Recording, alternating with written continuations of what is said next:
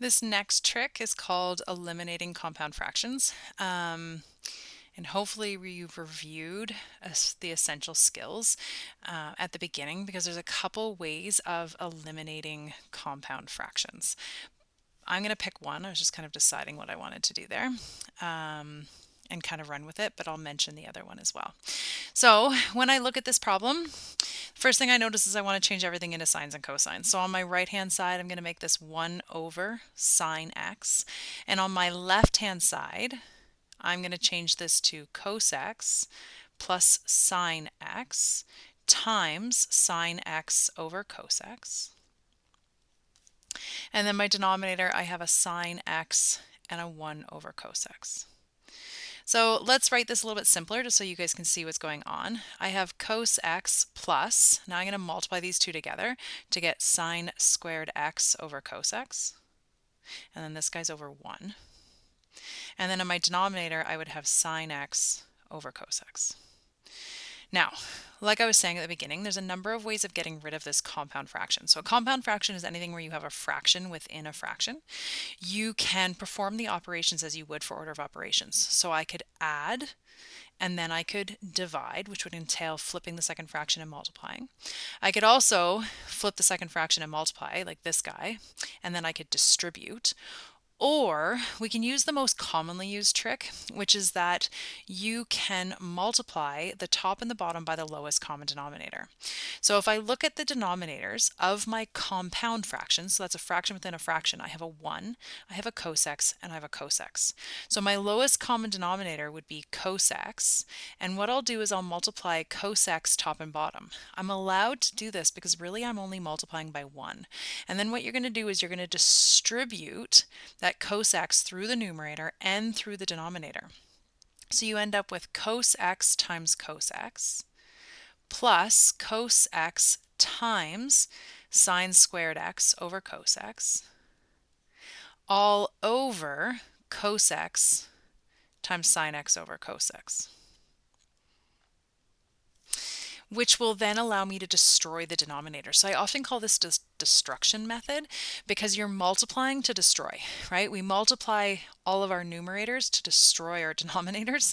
And so I chose the lowest common denominator because then they'll all go into it. So cos divided by cos is 1, cos x divided by cos x is 1, and I would be left with cos squared x plus sine squared x all over sine x.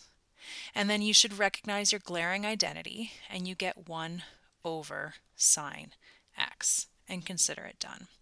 So again, maybe that's not what you want to do.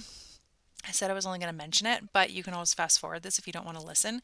If you don't like this idea of destruction, you can treat this as cos x plus sine squared x over cos x getting divided by sine x over cos x. So instead of trying to do this make-believe thing where like, hey, I can multiply by 1, look at me, just perform the operations using BEDMAS. And then you could flip and multiply and distribute through, or you could create a common denominator over here. So I'm going to multiply this guy by cos x over cos x. I would end up with cos squared x plus sine squared x over cos x. And then I would be times by cos x over sine x, and then I would still be able to simplify, and I would still be able to make this guy into a 1. So I get the same answer. I get 1 over sine x.